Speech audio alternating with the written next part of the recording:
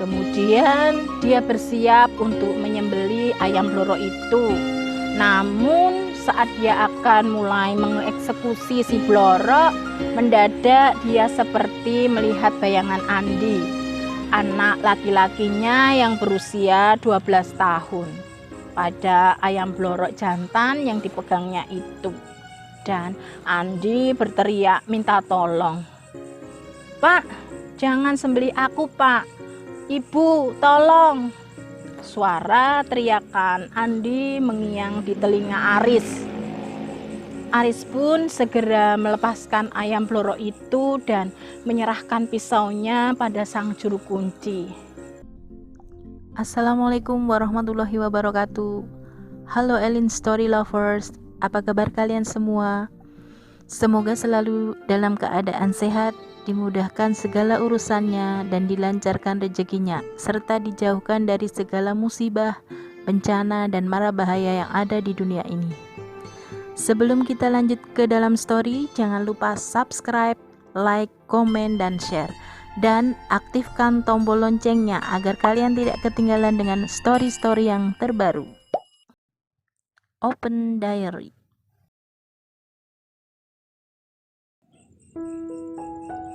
Assalamualaikum warahmatullahi wabarakatuh. Halo Elin Story Lovers, apa kabar kalian hari ini? Pada kesempatan kali ini saya akan membawakan sebuah kisah yang dikirim oleh Pak Kanan di wilayah Kebumen, Jawa Tengah. Namaku Kanan. Aku tinggal di Kebumen, Jawa Tengah. Aku berprofesi sebagai seorang petani. Alhamdulillah, meski hidup sederhana, namun aku bahagia bersama istri dan 3 orang anak-anakku. Kehidupanku berbanding terbalik dengan adik laki-lakiku yang berprofesi sebagai anggota Polantas di Kebumen. Aris namanya. Dari segi materi, dia jauh lebih kaya daripada aku. Rumah bagus, istri cantik dengan 2 orang anak, laki-laki dan perempuan. Aku tidak iri dengan kehidupan Aris. Justru aku bangga dan senang memiliki adik yang sukses sebagai seorang polisi. Sejatinya kebahagiaan itu bukan diukur dari banyaknya materi yang kita miliki, namun dari rasa syukur dalam hati kepada Sang Pemberi Rizki. Mungkin rasa syukur itulah yang kurang dimiliki oleh Aris, adikku. Dia merasa penghasilannya sebagai polisi masih kurang untuk memenuhi kebutuhan hidupnya. "Mas, aku mau pergi ke goa di lereng bukit itu," kata Aris suatu petang saat bertandang ke rumahku. Kebetulan rumahku dan rumah Aris masih satu desa, hanya beda RT. "Kamu mau lelak pesugihan di gua itu? Jangan, Riz, ingat itu dosa," kataku sambil menasihati adikku. Dari goa di lereng bukit yang disebut Aris adalah sebuah tempat di mana banyak orang melakukan ritual untuk mendapatkan kekayaan dengan cara instan. Aku sendiri tidak tahu bagaimana ritualnya dan apa konsekuensinya jika melakukan ritual pesugihan di gua itu. "Tapi Mas," kata temanku, "ritualnya cuma membawa ayam blorok saja dan disembelih di dalam gua itu, kemudian kita mandi di kolam yang ada dalam gua itu," terang Aris. "Tapi Riz, aku yakin itu ada konsekuensinya. Apa kamu tahu kira-kira apa konsekuensinya?" tanyaku. "Tidak tahu Mas, temanku cuma bilang itu saja," jawab Aris. "Sudahlah Riz, kamu jangan aneh-aneh. Kamu kan polisi, punya gaji tetap. Syukuri semua yang sudah kamu miliki. Insya Allah rezekimu akan ditambah jika kamu pandai bersyukur. Ingat, meminta kepada selain Allah itu syirik namanya, dan itu dosa besar, Riz. Jelasku menasehati Aris. Mas Kanan ini malah ceramah. Sudahlah Mas, pokoknya besok aku mau ke gua itu. Aku balik dulu Mas, kata Aris sambil pergi meninggalkan rumahku. Duh, tuh anak susah sekali dinasehati, kataku dalam hati. Keesokan harinya, dengan mengendarai sepeda motornya, Aris pun berangkat menuju goa sambil membawa seekor ayam blorok jantan dalam sebuah kisoblara atau tas dari anyaman daun kelapa untuk membawa ayam. Setelah menempuh perjalanan sekitar 30 menit, Aris pun sampai di sebuah tempat di kaki bukit. Setelah memarkir sepeda motornya, dia berjalan menuju mulut goa dengan menyusuri jalan setapak sambil menenteng isoblara yang berisi seekor ayam blorok jantan. Setelah sekitar 10 menit berjalan, sampailah dia di mulut sebuah gua yang dipenuhi akar tanaman yang menjadikan nuansa di situ agak menyeramkan. Dengan menyibak akar-akar tanaman di mulut goa, Aris masuk ke dalamnya, dan di sana sudah ada seorang juru kunci yang sedang duduk di atas sebuah lempengan batu. Permisi Mbah, kata Aris menyapa sang juru kunci. Ya silahkan, sudah bawa persyaratannya, kata juru kunci itu. Rupanya sang juru kunci sudah tahu maksud kedatangan Aris, sehingga langsung menanyakan persyaratan yang harus dipenuhi. Sudah Mbah, ini ayam blorok jantan, jawab Aris. Bagus. Ikut aku, kata juru kunci sembari berjalan ke arah dalam goa. Aris pun mengikuti sang juru kunci. Udara dalam goa lumayan dingin, dan di sisi kiri dan kanan terdapat lampu oncor dari batang bambu sebagai penerangan dalam goa.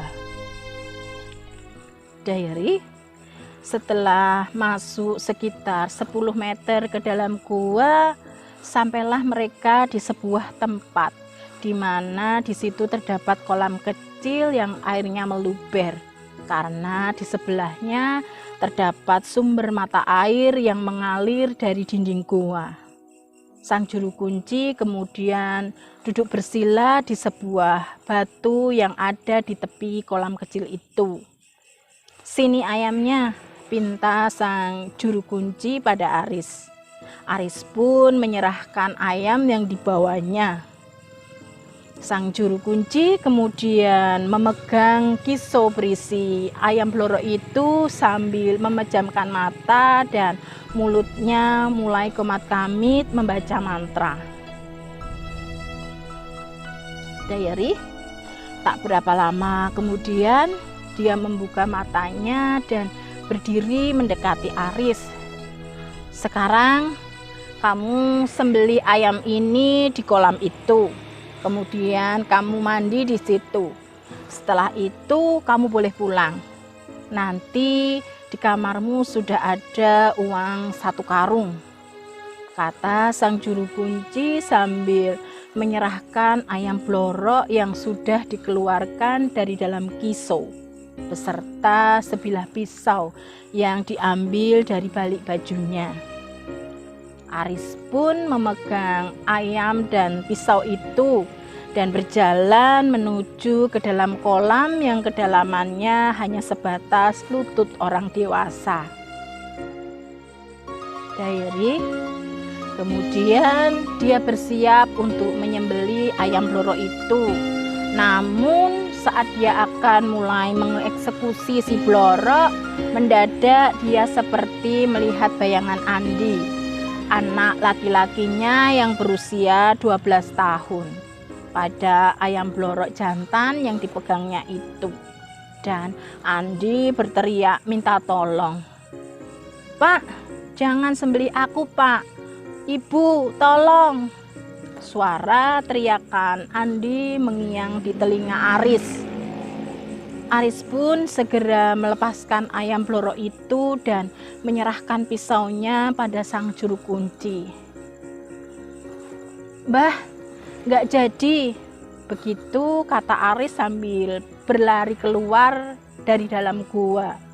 Sang juru kunci hanya terdiam dan terlihat bingung dengan sikap Aris.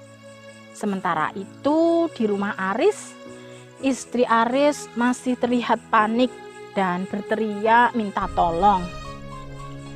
"Ada apa, Bu?" tanya salah seorang tetangga dekatnya. "Andi, Mbak Yu, Andi kejang-kejang," jawab istri Aris. Kemudian beberapa warga pun berdatangan ke rumah Aris. Sementara itu di rumah, di atas karpet di ruang tengah, Andi mulai tersadar dan terlihat tenang. Istri Aris segera mendekati Andi, anak sulungnya itu. "Nak, sadar nak, kamu kenapa?" tanya ibu Andi.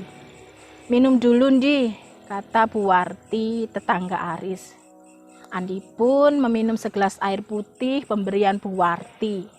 "Andi, kamu kenapa sayang?" tanya Bu Warti lagi.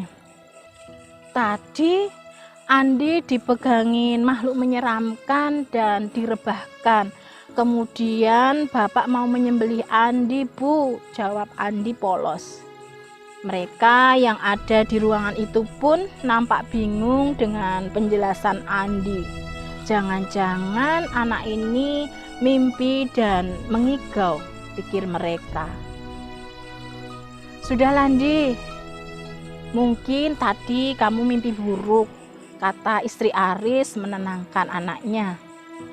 Selang beberapa waktu, Aris pun sampai rumah. Dia heran kenapa banyak sekali orang di rumahnya. Diary, Aris pun masuk dan melihat Andi dan beberapa tetangganya sedang duduk-duduk di ruang tengah. Aris segera memeluk putranya tersebut. Namun dia tidak bercerita pada orang-orang yang ada di situ tentang apa yang sudah dia lakukan di gua. Dia hanya bercerita padaku saat datang lagi ke rumahku. "Maaf ya Mas, kemarin aku tidak mau mendengarkan nasihatmu," kata Aris. "Ya sudah, nggak apa-apa Riz, sekarang sebaiknya kamu taubat nasuha. Masih untung kamu disadarkan, tidak meneruskan ritual pesugihan itu.